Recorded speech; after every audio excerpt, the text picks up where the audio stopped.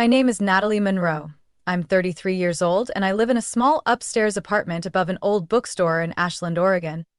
Every morning, I make my own coffee, read messages from users, and start the day with lines of code and thank you notes from people I've never met.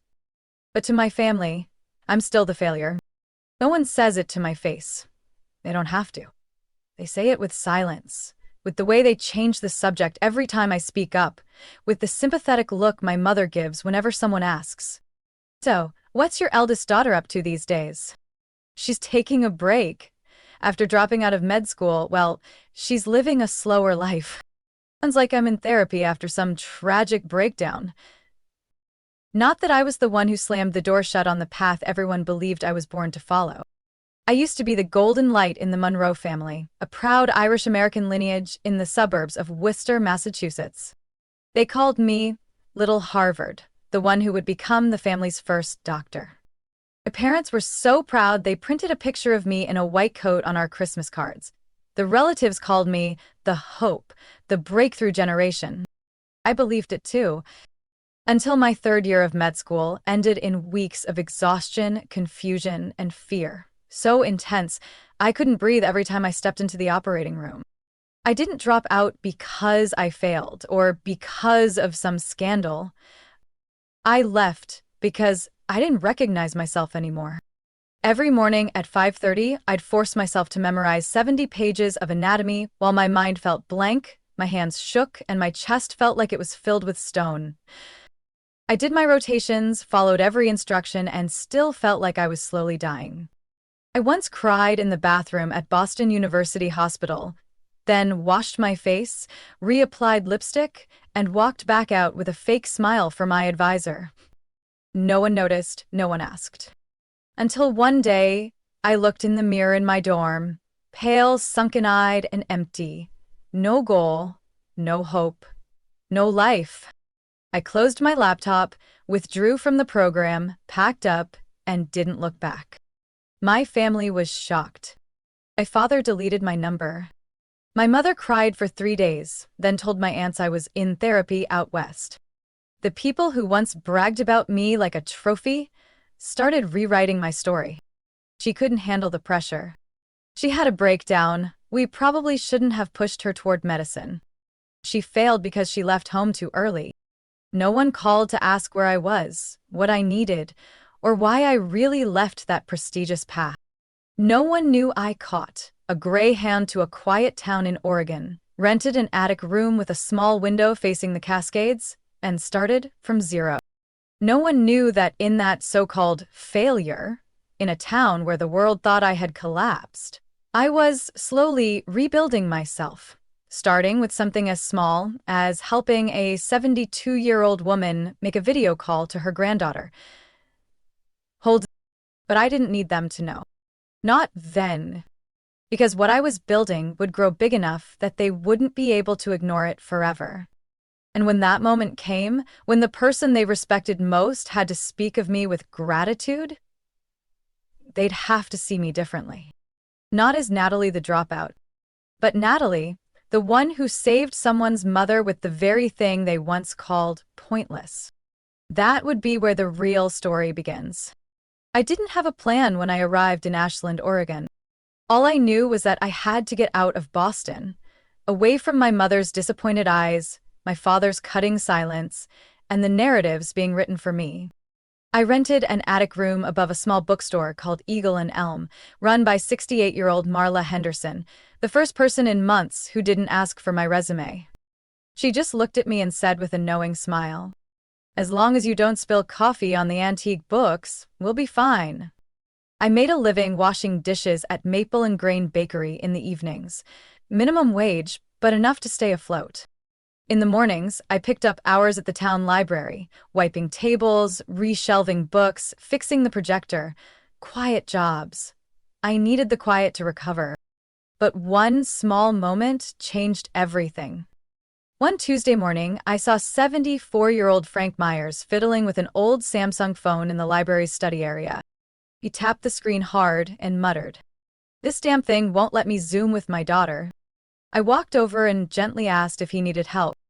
It took 10 minutes to connect him with his daughter in Texas. When her face appeared on screen, he cried like a child. His voice trembled as he said, "She had a baby 3 months ago. I've never seen my grandchild. Until today." From that moment, I started holding free tech sessions for older adults in the town. It began with just a few people, huddled around a wooden table at the library. I showed them how to send emails, check medical records online, upload photos from their phones to their computers. Then they brought friends. One brought a whole card-playing group. An older lady named Edith once joked, "Natalie's better than vitamins taught me to video call my daughter, and now I feel 20 years younger." I never charged them a cent. In return, they brought me homemade cookies, pickled vegetables, herbal teas, and most importantly, their trust. One day, Marla knocked on my door with an idea. "Why don't you go online? There's seniors in other towns who need the same help." I thought about it. A week later, I asked Asher, a 20-year-old tech student who worked part-time at the bakery, to help me build a simple website to host classes. We called it CareBridge, a bridge between older adults and the digital world they once feared. CareBridge started small. A few Zoom classes each week, email signups, no fees. But word spread quickly through churches, retirement groups, and community centers. Within just 3 months, over 800 students a week were joining from 12 different states, most of them over 60 and new to video calls. Lucinda Carter, 81, from Kansas, sent me a handwritten letter. Shaky penmanship, but clear intent. "You don't know me, but you helped me see my daughter after her heart surgery. Thank you, even though I still don't know what Zoom stands for." I cried when I finished reading. Not out of emotion, but because, for the first time in my life, I didn't feel like the one who gave up anymore. I no longer wear a white coat. But I'm healing in a quiet way that's more powerful than any prescription. 1 year later, I was invited to speak at a small conference in Portland about technology access for seniors. No cameras, no press, just 60 people and heartfelt applause. That same evening, CareBridge officially received funding from the Dignity Tech Foundation, allowing us to expand the platform, add health alert functions, voice-based navigation, and real-time reports to primary care doctors when users experience issues. Natalie, once labeled a failure, was now redrawing the digital map for a generation long left behind. But all my family knew was, "She teaches old folks how to use an iPad." And I let them believe that. Because someday the people they value most would speak my name, not with pity, but with gratitude. All I had to do was wait for the moment. And that moment, it was getting closer. 3 years after I quietly left Boston, CareBridge had over 82,000 monthly active users. From a small classroom in a town library, it had grown into a medical and emotional connection platform for people over 60 across 27 states in the U.S. We didn't have a fancy office in a downtown high-rise. We worked from attic bedrooms, converted garages, and grandma's kitchen tables, but every line of code, every oversized icon, every simplified menu was designed so one older adult wouldn't feel forgotten by the world anymore. Then, something no one expected happened. The state government of Washington proposed a pilot program using CareBridge at 16 rural community centers, places where seniors had to drive nearly 2 hours just to see a doctor. Another email came from the federal library system in Colorado, requesting to roll out CareBridge in branches, where older patrons could borrow devices and receive one-on-one guidance.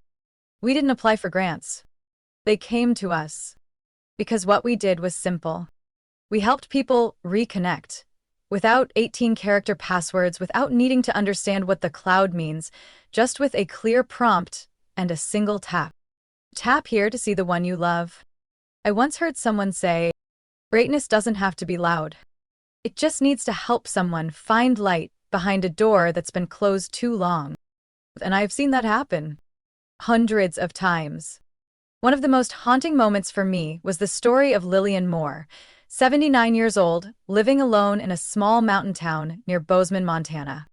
Her son Derek was a construction supervisor in Florida and hadn't visited her in nearly 3 years due to work. She lived with an old flip phone and her aging dog Scout.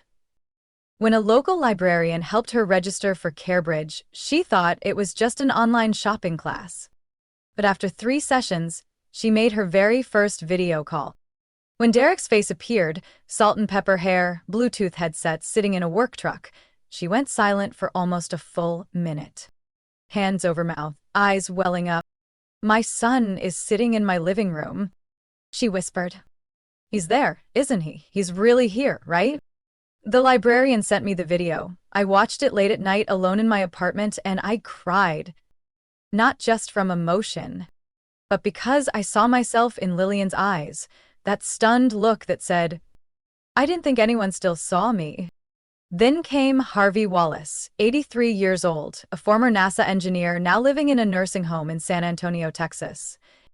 He couldn't remember his email password but could still recite the specs of the Voyager 2 satellite by heart.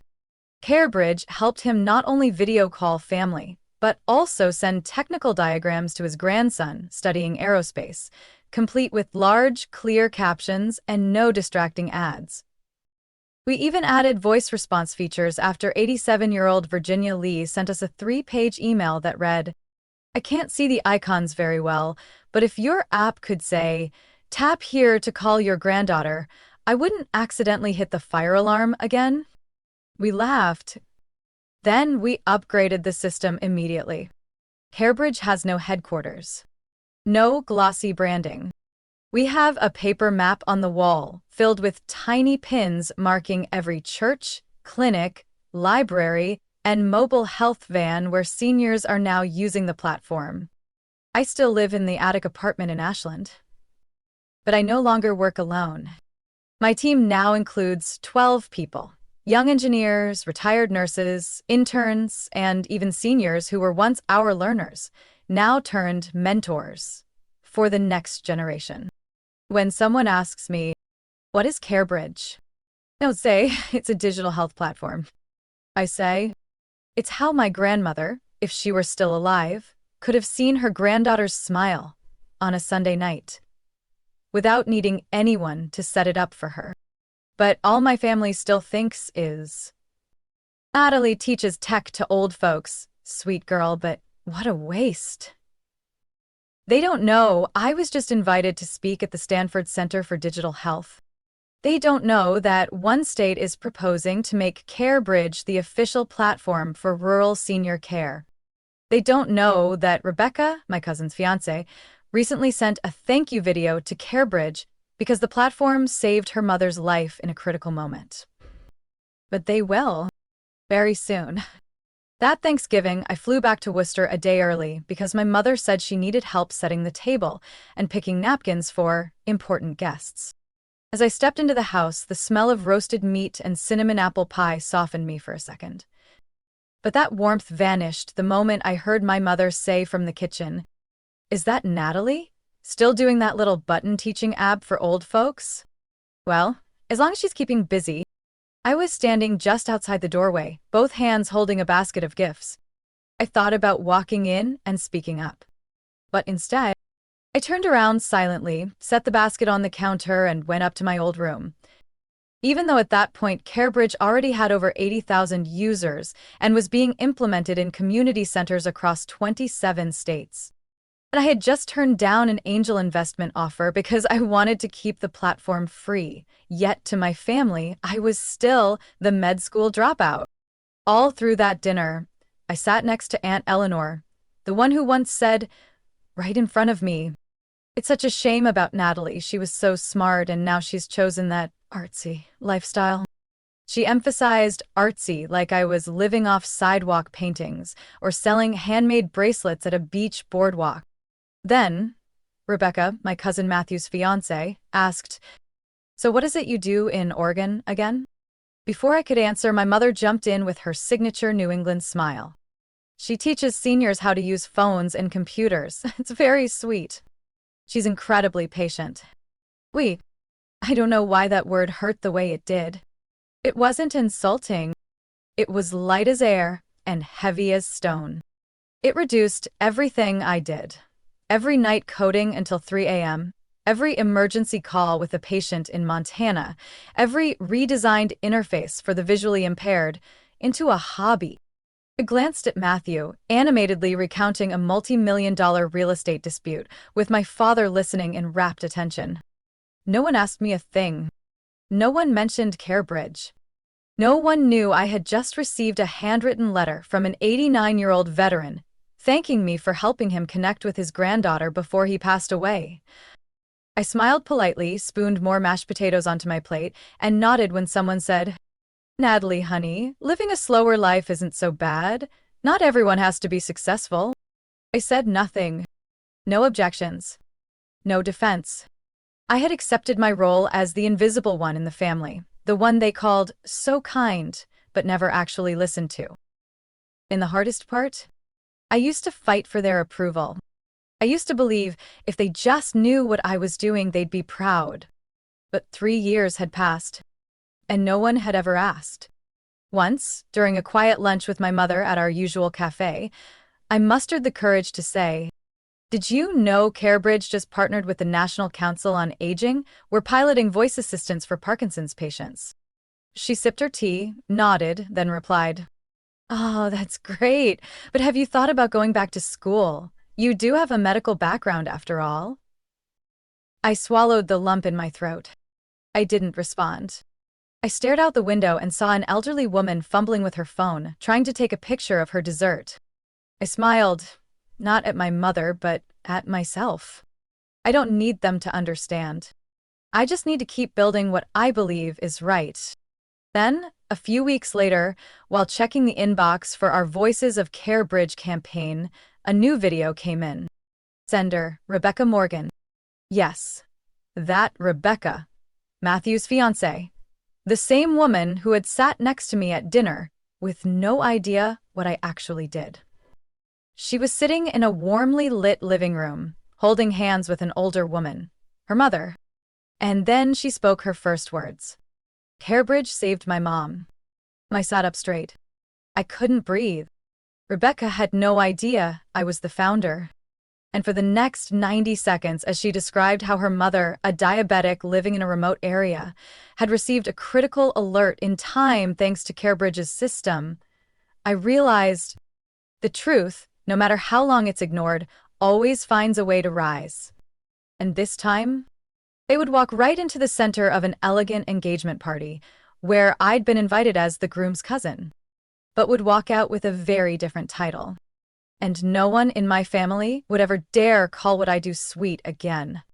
I arrived at Matthew and Rebecca's engagement party in a navy blue jumpsuit, minimalist, polished, understated. Not because I wanted to be humble, but because I refused to be reduced again by color or cut. The event was held at Valentina, a lakeside restaurant in Newton, with golden lights hanging from rented olive trees flown in from California. Each table had embossed menus, French wine, and conversations that floated like the soundtrack to a polished upper-class evening. I arrived 10 minutes early. No one noticed. I was seated at table 5 near the women's restroom, between a couple from Connecticut and an old college friend of Rebecca's from Cornell. Matthew entered like he was stepping onto a Broadway stage. Slicked back hair, tailored suit, practiced smile. Rebecca followed, radiant in a pearl satin dress, lightly gripping his hand. They made the rounds, shaking hands, thanking guests. When they reached my table, Rebecca gave me a polite hug, the kind you learn in etiquette classes. "So glad you could make it, Natalie. I heard from Matthew's mom that you live in Oregon doing something tech, right?" I nodded and smiled. "Yeah, that's right." "That's awesome. Tech moves so fast these days. My mom just learned how to send a photo message yesterday. It felt like a revolution." She laughed. I laughed too. But neither of us knew that the real revolution was about to begin, disguised as an innocent question. After the wine came the speeches. My mom pursed her lips when the event host mentioned open mic moments from family and friends. I considered slipping away. But then Rebecca stood up, took the microphone, and walked to the front. "Before everyone gets lost in the amazing panna cotta our chef just served, I'd like to share something small." The room quieted. Rebecca smiled softly, glanced at Matthew, then looked around. There's someone I want to thank, someone who helped my mom through one of the hardest times in her life. My mom, Cheryl, has diabetes and lives in the mountains of northern Idaho. Last winter, she nearly died from a severe blood sugar drop. She was completely alone. My eyes lifted. My heart started to race. The CareBridge app, a platform for older adults that my mom uses every day, detected the danger signs and sent an alert to me. If that alert hadn't come through, the ambulance wouldn't have made it in time, and my mom wouldn't be here with us today. The room fell into a breathless silence. Rebecca turned toward me, her eyes briefly uncertain. And the funny thing is, tonight, when I sat down at table 5, I found out the person who created that app is sitting right here. I looked up. The entire table turned toward me. Rebecca held the mic, her voice beginning to shake. "You're Natalie Monroe, right?" I nodded slightly. "I submitted a testimonial video to CareBridge a few weeks ago. I had no idea the person behind it was my future sister-in-law." The silence shattered like invisible glass. No one touched their silverware. No one sipped their wine. My mother was frozen. Matthew's mouth dropped open. My father stared into his wineglass like he'd lost gravity. Tearing up, Rebecca turned to the guests. "I don't know how many people in this room have judged someone too quickly. But tonight, I know I'm standing in front of someone I'll be grateful to for the rest of my life." She stepped down and hugged me. "Thank you. Not just for my mom, but for everyone you've reached. Quietly, but powerfully." All eyes turned to me, no longer with pity or confusion, but respect, disbelief, and awe. One of my father's friends murmured, "I read about CareBridge in Healthcare Weekly. I can't believe that's her." That her was me, Natalie Monroe. The one once labeled a failure. The one they said should slow down in life. The one who wasn't invited to speak at her own graduation. That night, I didn't have to stand up and give a speech. The truth walked into the room on its own. In Rebecca's trembling voice, in my mother's wide eyes, in Matthew's stunned silence. And in that moment, I knew I was no longer invisible. I was someone they could no longer overlook. And from that moment on, no matter what they said, I would be someone even silence had to bow to in the presence of truth. I remember that moment exactly. The soft golden light spilling across the table, the wine glasses shimmering, the silverware gleaming beneath candlelight. Everything picture perfect. Until Rebecca turned to me, eyes filled with curiosity and sincerity. "Natalie, I've always wanted to ask, what is it you really do?" A seemingly harmless question, but the whole table stopped breathing. My mother, 2 seats over, leaned slightly, gripping her glass. Matthew looked up from his plate, blinking. My father froze mid-cut. I gently set down my water glass, dabbed my lips with a napkin, and looked Rebecca straight in the eye. "I run a tech platform for older adults. An integrated learning system that helps them use digital tools to connect with doctors, family, and the online world." Rebecca frowned, her eyes widening a little. "You mean, like online classes?" I nodded, voice steady, not pretending to be humble, and not dodging the point. "More than that, I founded it. It's called CareBridge." A long pause followed. No one spoke. Rebecca blinked, then blinked again, harder. Then, she stood up. You founded CareBridge?" I only nodded, but it was enough for the entire room to start whispering like falling dominoes. "CareBridge? The platform my grandmother's using? The one I saw in the Wall Street Journal last week?" Rebecca lifted her hand to her mouth, nearly breathless. She turned to Matthew, then back to me. "You're Natalie Monroe? The woman behind the Voices of CareBridge campaign?" I looked her in the eye, my smile soft but sure. "Yes, and I saw your video. Thank you for sending it." A packed room suddenly turned quiet enough to hear a pin drop. No clinking utensils, no raised glasses. Only eyes from every direction, fixed on me. Rebecca stood still for a few seconds, like trying to process the impossible. Then she inhaled deeply, looked around the room, and said, You don't get it. This woman, the one sitting here, the one we labeled as the quiet, kind of eccentric cousin, saved my mother's life. She told the entire story about that winter night in Idaho, the urgent alert, the emergency response arriving in time because the system had flagged abnormal readings. If it hadn't been for her platform, my mom wouldn't be alive to attend this party, and I would have lost the most important person in my life. Rebecca paused, her voice trembling. She didn't just change my family's life, she gave me more time with my mom. And there is no gift greater than that. I remained seated, hands clasped under the table, heart pounding, but my expression calm. Kung fai vai tuai muon trakao tsung. Because I had waited for this moment for 3 years. My mom said nothing, but I saw her eyes. Red. Wet. My dad looked down at his plate, then looked up at me. For the first time in years, not with judgment, but with something quiet and unsure. Matthew leaned toward me, voice low. Why didn't you ever say anything? I answered softly, almost in a whisper.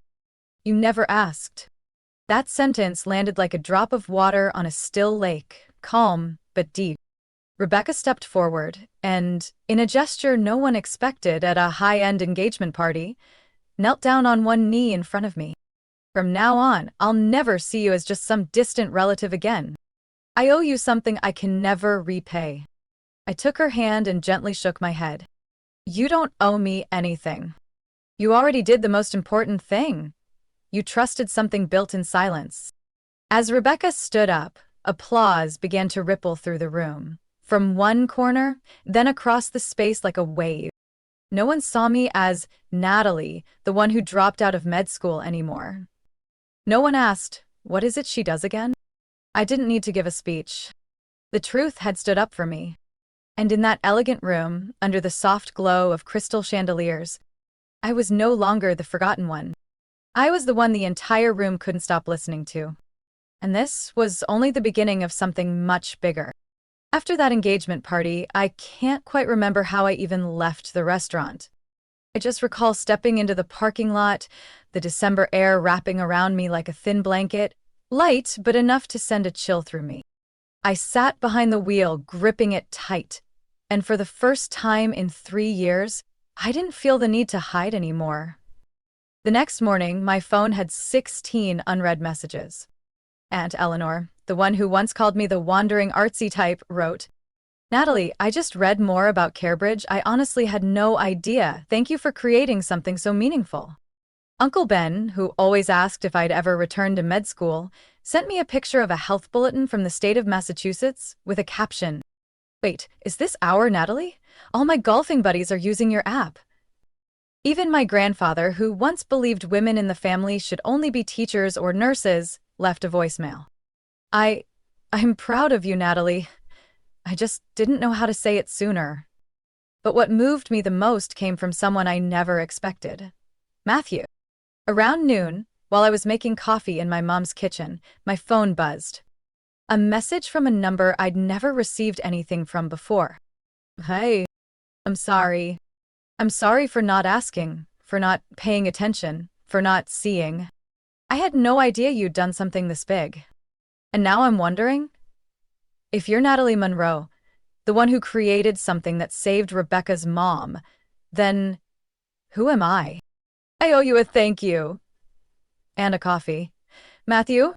I read it over and over. No emojis, no flowery words. Just a real sentence, and it was enough. That evening, the whole family gathered around the table again for a light post-party dinner. Toast? Warm soup? No champagne, no violin solos like the night before. Just people, and eyes beginning to truly listen.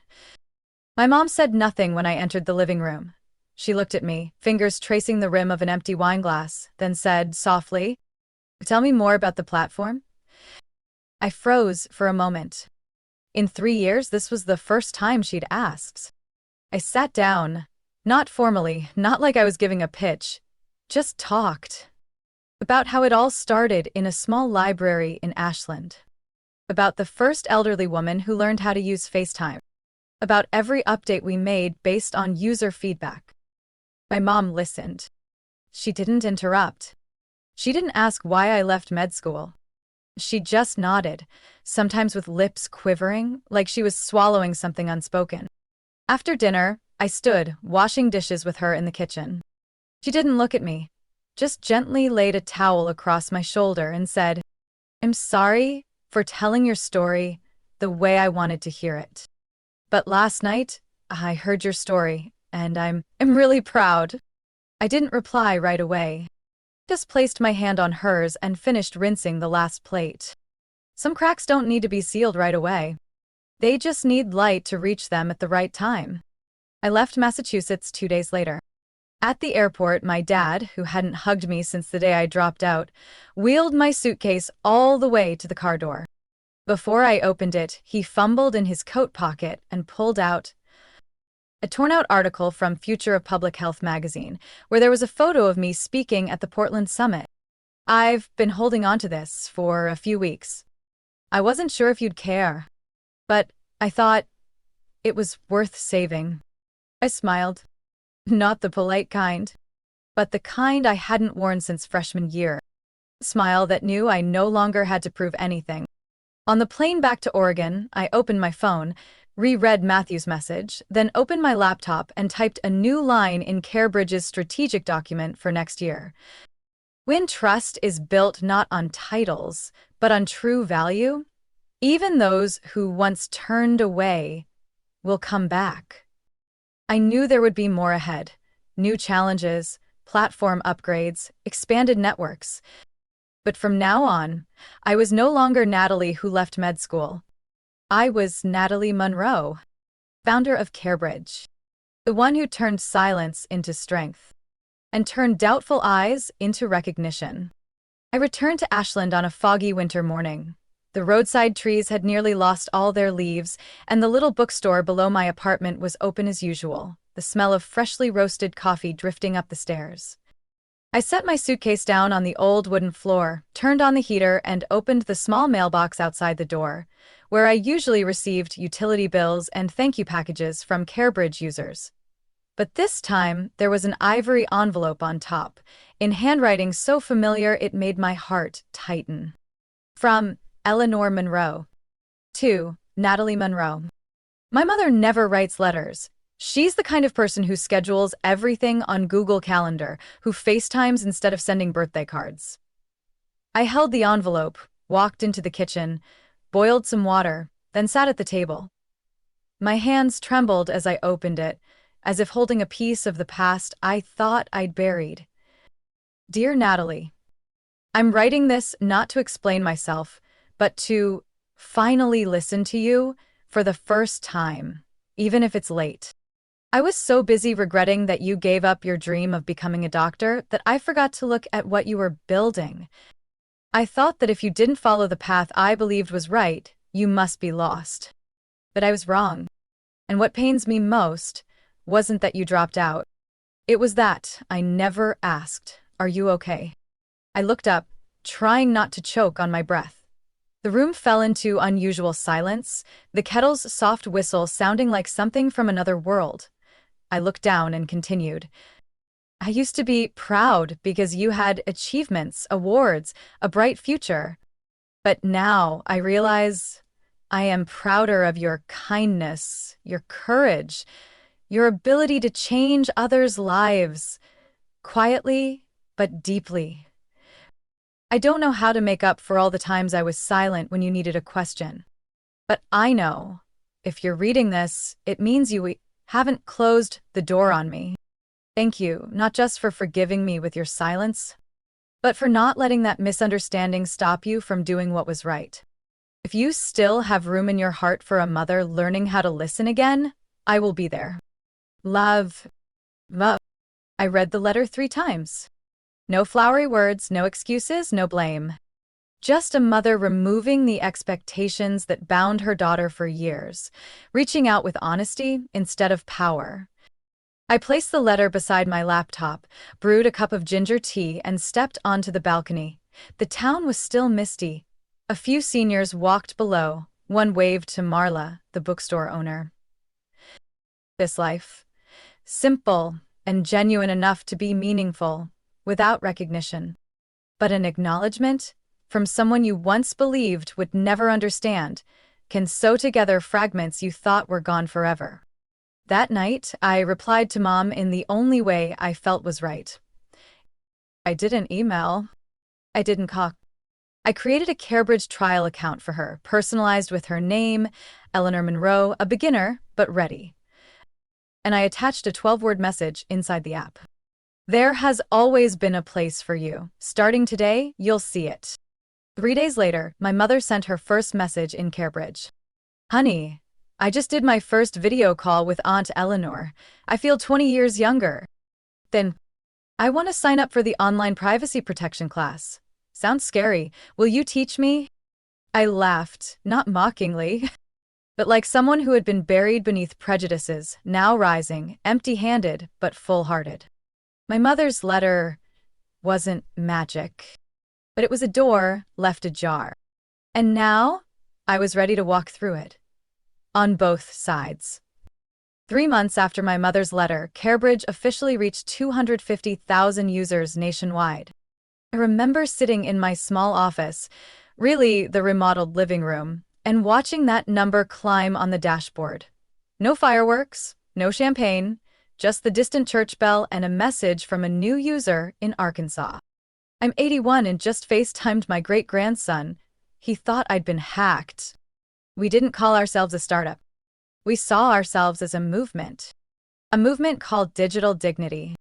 A phrase that seems contradictory but captures exactly what I learned from thousands of elderly users. They don't want flashy tech. They just want to feel they're not being left behind. We launched free digital dignity workshops at public libraries, community centers, churches, even gas stations in tiny towns, places where the internet was patchy but the thirst for connection was stronger than ever. At a workshop in Rapid City, South Dakota, I met Luther McKinley, age 92, living alone since his wife passed in 2019. He carried an old notebook filled with blue-inked questions. Which emails are real? I heard about something called the cloud. What's that? I want to apply for a passport. Do they do that online now? When the session ended, I helped him set up a government account, upload a passport photo, and fill out the entire passport application form. A week later, he emailed me for the very first time. Miss Natalie, I will be flying to California in March. My great-granddaughter just learned to walk. I want our first face-to-face meeting, not just through a screen. I stared at the screen for nearly 5 minutes after reading that. Not because I was surprised, but because I knew we were doing the right thing in the best possible way. The growth of CareBridge wasn't linear. It was like a spiral, reaching communities once overlooked. Alaska Natives, elderly refugees in Texas, veterans without family. We built CareBridge versions in Spanish, Mandarin, and were testing in Cherokee. I once thought our mission was to teach them tech. Now I understand more deeply. It's about helping them feel they still have a voice in a world moving too fast. We began appearing on major media platforms, NPR, The Atlantic, then Good Morning America. I was invited to speak at TEDx Denver, where I shared Mrs. Lillian's first FaceTime moment. My son is sitting in my living room. After the talk, a young college student came up and hugged me. My grandma doesn't know how to use a phone, she said, but starting tomorrow, I'll teach her, step by step, with CareBridge. I don't want her to leave this world feeling alone. We weren't just building a product. We were rebuilding a sense of belonging for a generation society once cast aside. I kept my old lifestyle, still lived in the attic apartment above the bookstore, still brewed my own coffee. But now, every morning when I opened my laptop, hundreds of messages from users poured in, each with a story, a thank you, a moment of loneliness finally seen. An elderly couple in Maine sent a video celebrating their 50th wedding anniversary through CareBridge to their grandkids. A woman in Arizona sent a webcam selfie captioned, "First time I've ever liked how I look on a screen. I used to be the daughter who dropped out of med school." Introduced at family events as the one teaching old folks how to push buttons. left out of group photos because it's hard to find room for someone with no real job. Now, I am Natalie Monroe, founder of CareBridge. And what I've built isn't just an app. It's a quiet bridge, reconnecting the gaps that society forgot.